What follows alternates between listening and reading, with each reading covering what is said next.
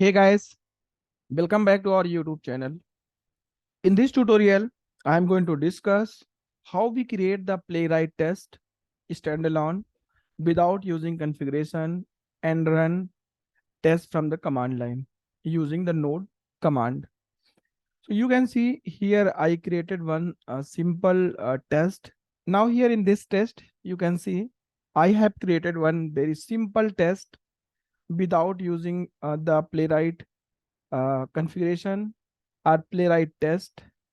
So first I imported the Playwright and added Chromium, then created a method example test, and then creating the launching the browser headless equal to mention fast, so it will run in headed mode.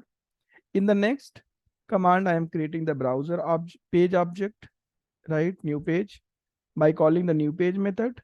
In the next method, navigating the URL playwright dev dot playwright.dev, and then I mention here console output so that you can see it's also give you some message on console, and then I am closing the browser.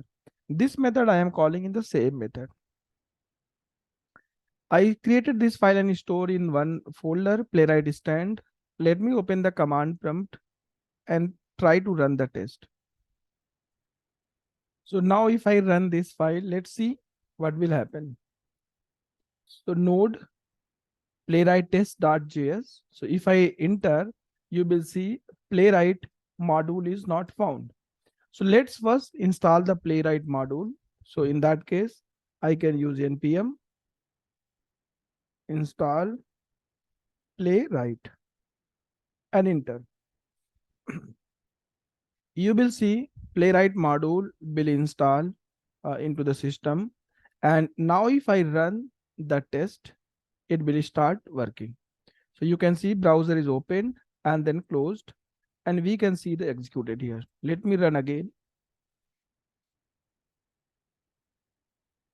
You will see browser launched and URL open and closed.